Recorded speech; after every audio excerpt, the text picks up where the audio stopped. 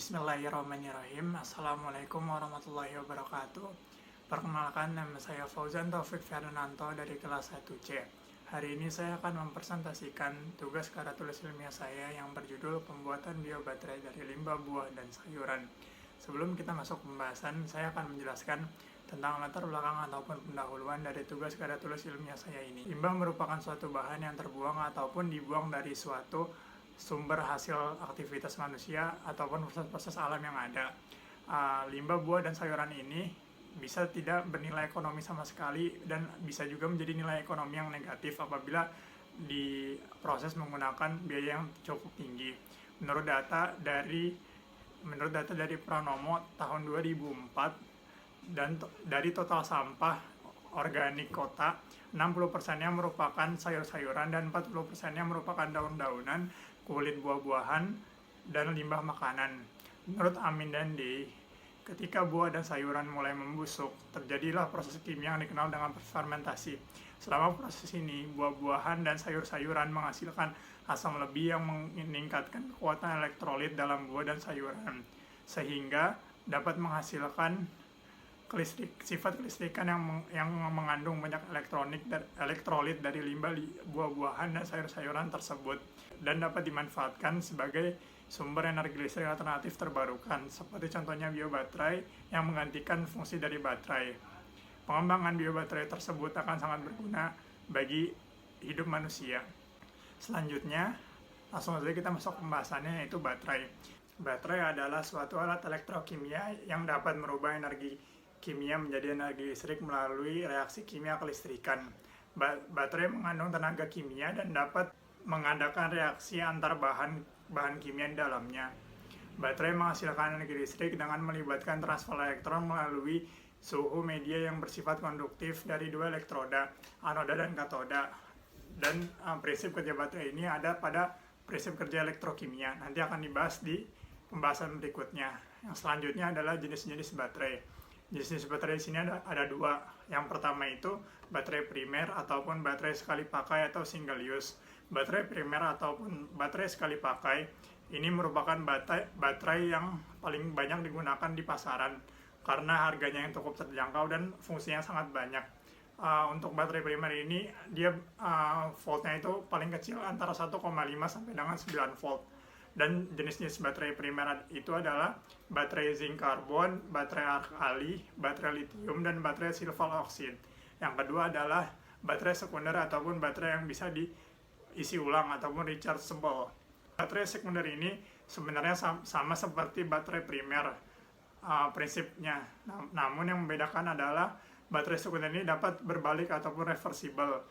Jadi jenis baterai sekunder ini adalah baterai nikel kadmium, baterai nikel metahidrid, dan baterai lithium ion. Nah, baterai sekunder ini dapat diisi ulang kembali, bedanya dengan baterai yang pertama tadi. Selanjutnya adalah elektrokimia.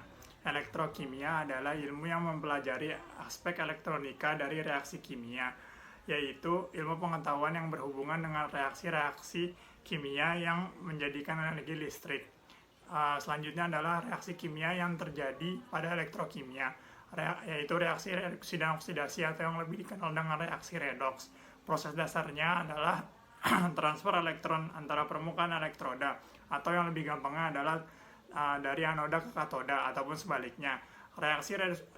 Salah satu contoh reaksi reduksi dan oksidasi yaitu reaksi perpindahan antara elektron dari satu senyawa ke senyawa lain. Contohnya adalah tembaga dan perak ini, yaitu Cu ditambah 2Ag plus menghasilkan Cu2 plus dan Ag. Dan yang perlu kalian ketahuin, reduktor itu memberikan elektron, sedangkan oksidator itu adalah penerima elektron. Selanjutnya adalah prinsip kerja sel elektrokimia. Seperti yang teman-teman bisa lihat di layar pada gambar tersebut, elektron yang dihasilkan oleh logam Zn mengalir melalui lampu menuju ke arah elektroda Cu.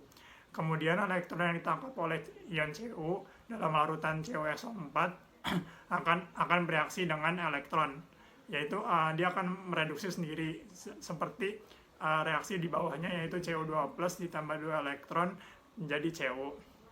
CU yang dihasilkan akan mengendap pada batang logam CU, sehingga batang logam CU semakin menebal.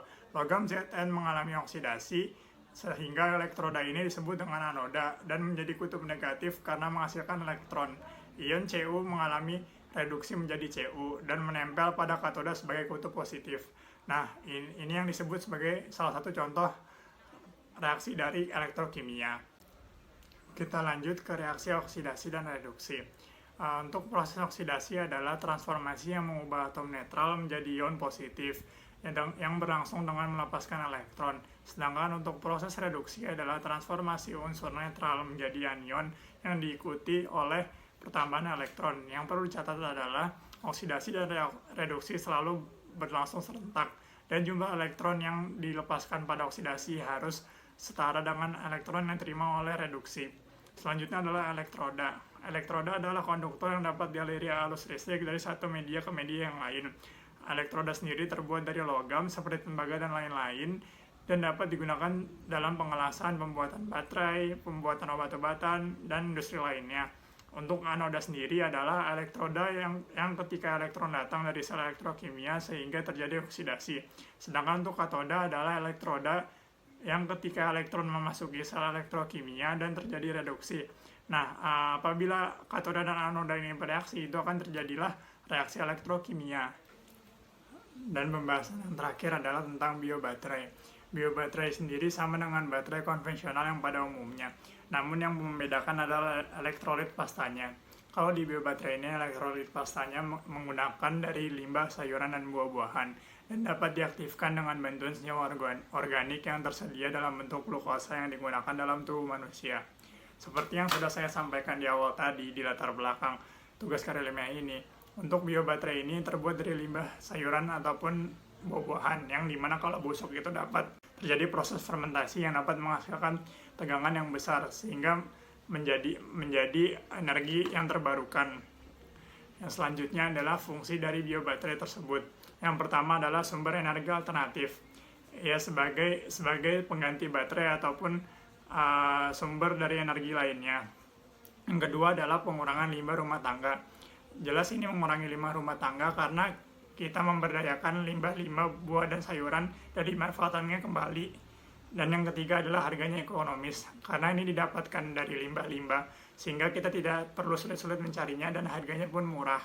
Bahkan kita tidak perlu mengeluarkan modal sama sekali karena karena bahan-bahannya sendiri dari limbah-limbah itu tersebut. Yang terakhir adalah tidak mencemari lingkungan. Ia tidak mencemari lingkungan karena dengan ini justru kita malah membantu untuk mengurangi pencemaran lingkungan. Yang selanjutnya adalah prinsip kerja pada baterai dan biobaterai. Yang pertama adalah prinsip kerja pada baterai.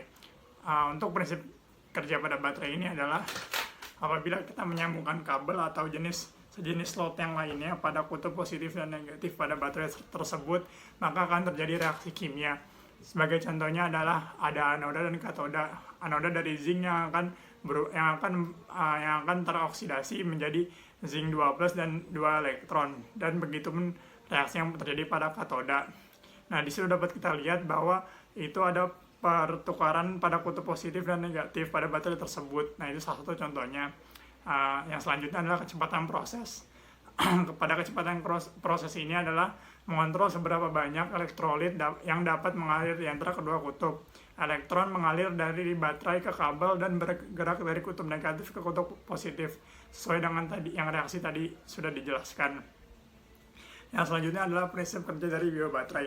Untuk prinsip kerja dari biobaterai sendiri sebenarnya tidak jauh beda dengan baterai pada umumnya. Namun yang membedakan adalah penggunaan amonium klorida sebagai elektrolit pada baterai yang diganti dengan limbah buah ataupun sayuran. Nah, untuk cara kerjanya itu adalah jika ada dua elektroda yang berbeda dimasukkan dalam elektrolit, maka dapat menghasilkan energi listrik sebagai hasil reaksi kimia yang berlangsung spontan.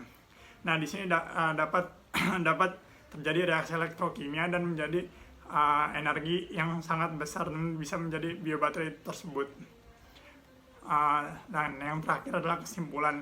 Untuk kesimpulannya adalah yang pertama, limbah buah dan sayuran dapat dimanfaatkan sebagai pembuatan biobaterai sehingga dapat meminimalisir limbah buah dan sayuran yang ada di sekitar lingkungan rumah ataupun warga. Yang kedua adalah manfaat dari biobaterai tersebut yang dapat menjadi sumber energi alternatif sebagai pengganti baterai yang ramah lingkungan, tidak mencemari lingkungan, dan didapatkan dengan harga yang ekonomis. Dan yang terakhir adalah semakin dekat jarak antara elektroda, maka semakin besar nilai arus dan tegangan. Semakin besar nilai hambatan, kuat arus semakin kecil dan tegangan semakin besar. Pada semua baterai tunggal, limbah buah dan sayuran adalah menghasilkan nilai yang paling kuat, yaitu biobaterai itu tersebut. Mungkin sekian dari saya. Apabila ada kurang lebihnya mohon maaf. Wassalamualaikum warahmatullahi wabarakatuh.